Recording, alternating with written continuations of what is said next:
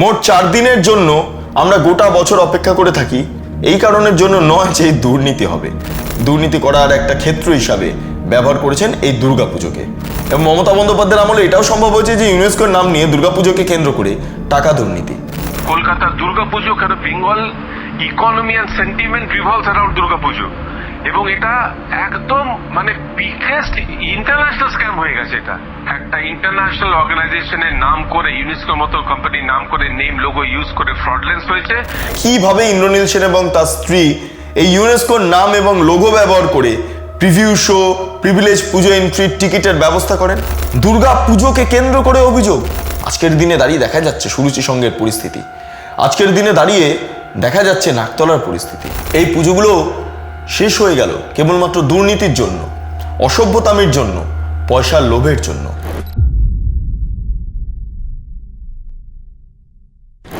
দুর্গাপুজো ইউনেস্কোর হেরিটেজ সম্মান পেয়েছে, বাঙালির দুর্গাপুজো। আর এই দুর্গা পুজোকে কেন্দ্র করে বিভিন্ন সময় বিভিন্ন দুর্নীতি এবার সামনে আসতে শুরু করেছে। প্রথমত এই যারা পুজো করছিলেন, ধরে নিন এই অরূপ বিশ্বাস, ধরে নিন এই পার্থ চট্টোপাধ্যায়, যারা বিপুল পরিমাণ অর্থ খরচ করে এই পুজো করেছেন, কত টাকা লোকের মেরেছেন তার কোনো ঠিক নেই।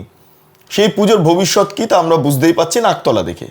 এখন সুরুচি সঙ্গের ভবিষ্যৎ কী হবে সেটা কার্যত প্রশ্নচিহ্নের মুখে। এই অবস্থায় দাঁড়িয়ে নতুন আরেকটা তথ্য আপনাদের সামনে তুলে ধরব। সেই তথ্য হলো ইন্দ্রনীল সেন এবং তার স্ত্রীর বিরুদ্ধে তারা যেটা করেছেন সেটা হলো ইউনেস্কোর যেই লোগো, ইউনেস্কোর যেই নাম, সেগুলো ব্যবহার করে ভুয়োভাবে এই প্রিভিলেজ এন্ট্রির ব্যবস্থা করে দেওয়া, এই বিভিন্ন শোয়ের ব্যবস্থা করে দেওয়া, এই সমস্ত করেছেন এবং প্রচুর টাকা কামিয়েছেন। শুধু ইন্দ্রনীল সেন এবং তার স্ত্রী নয়, তার সঙ্গে আরও 3 জন যুক্ত ছিলেন এবং এই নিয়ে বিভিন্ন জায়গায় অভিযোগও দায়ের হয়ে গিয়েছে।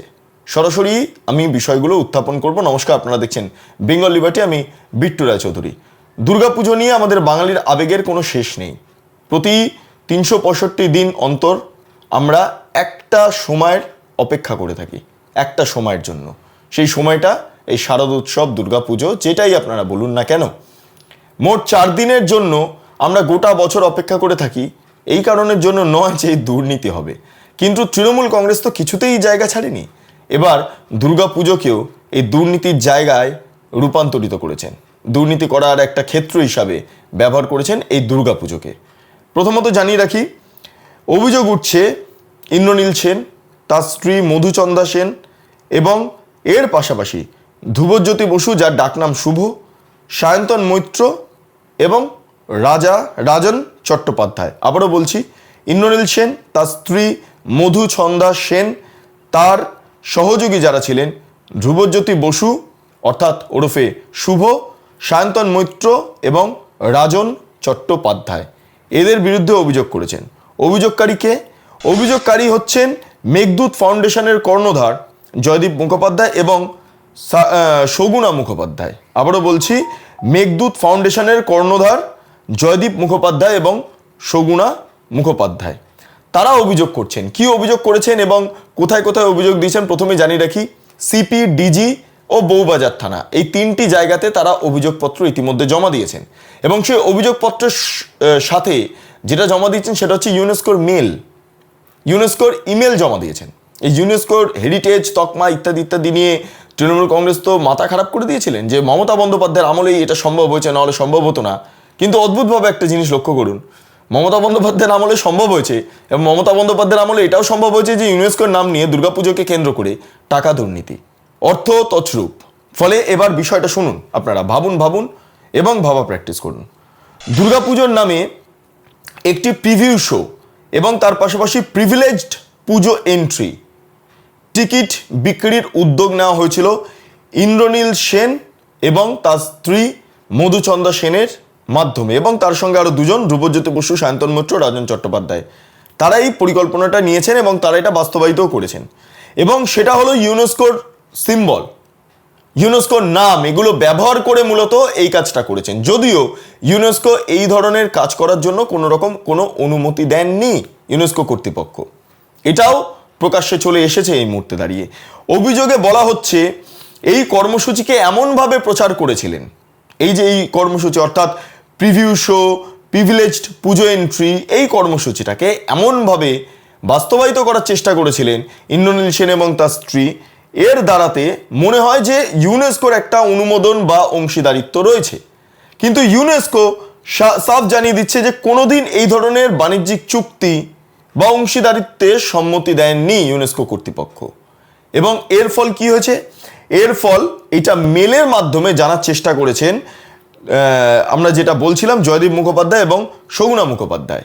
এই মর্মে দাঁড়িয়ে ইউনেস্কো সেটা বলেছেন যে সংশ্লিষ্ট কোনো আইনি নথিই নেই, সংশ্লিষ্ট কোনো অনুমোদনই ইউনেস্কো দেয়নি, এবং সেটা ইউনেস্কো বাই মেল সংশ্লিষ্ট যারা অভিযোগকারী রয়েছেন তাদেরকে জানিয়ে দিয়েছেন। ফলে এই অবস্থায় দাঁড়িয়ে কিভাবে ইন্দ্রনীল সেন এবং তার স্ত্রী এই ইউনেস্কোর নাম এবং লোগো ব্যবহার করে প্রিভিউ শো, প্রিভিলেজ পুজো এন্ট্রির টিকিটের ব্যবস্থা করেন এবং টাকা নেন তার পরিবর্তে।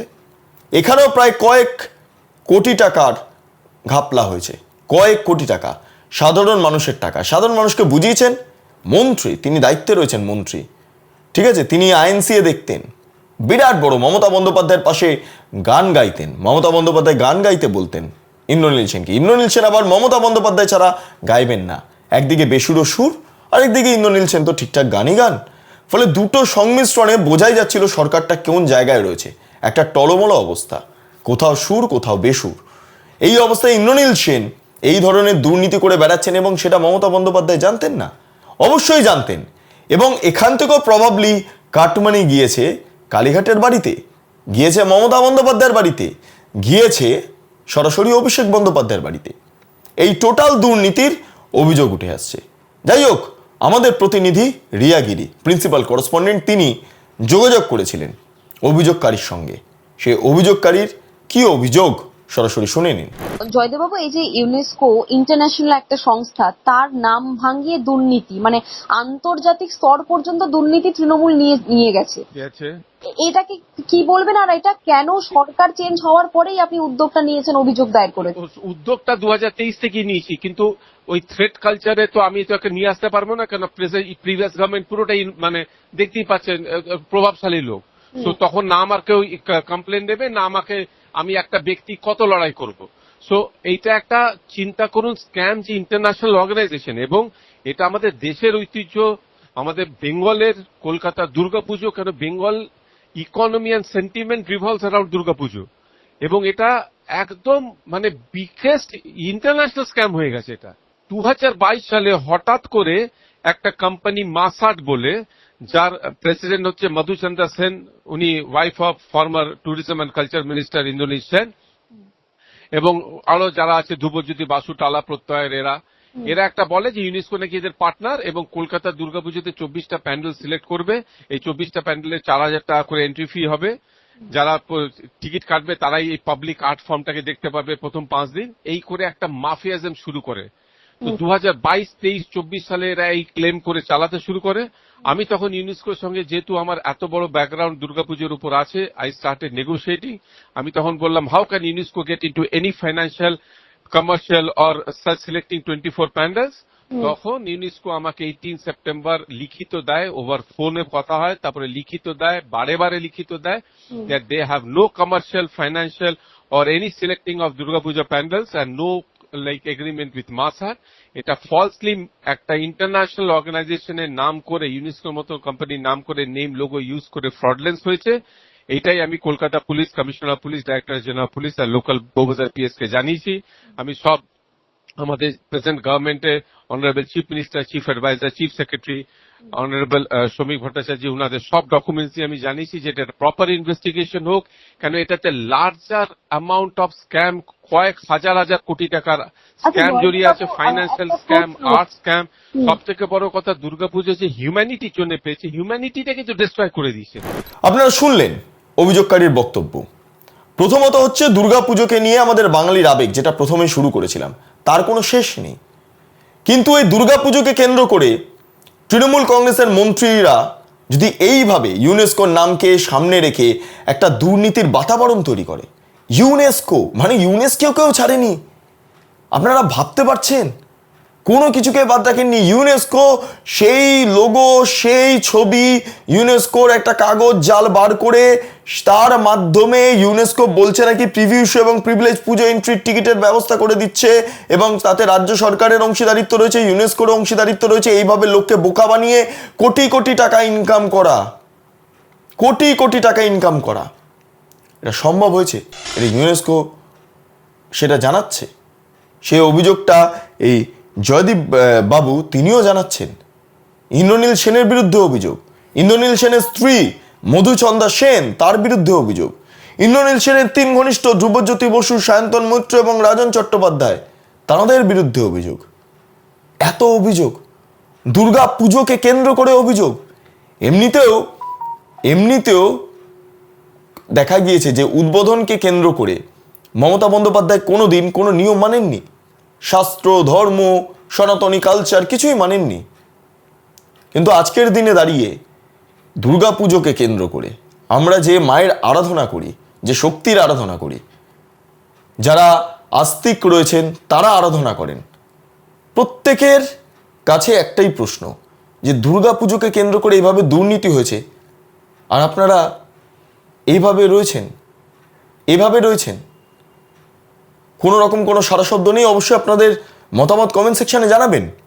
এবং তার পাশাপাশি এই পুজোগুলো যেগুলো রয়েছে, স্পন্সারের পর স্পন্সার পেয়ে যেতেন মন্ত্রীর পুজো না, অরূপ বিশ্বাস, আজকের দিনে দাঁড়িয়ে দেখা যাচ্ছে সুরুচি সঙ্গের পরিস্থিতি, আজকের দিনে দাঁড়িয়ে দেখা যাচ্ছে নাকতলার পরিস্থিতি। আরও কত পুজো আপনারা ভাবুন এবং ভাবা প্র্যাকটিস করুন।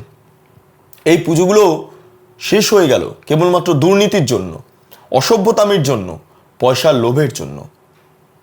এর কিনারা কোথা থেকে বেরিয়ে আসবে সেদিকে অবশ্যই আমাদের নজর থাকবে। আপনারা এতক্ষণ ধরে দেখছিলেন বেঙ্গল লিবার্টি।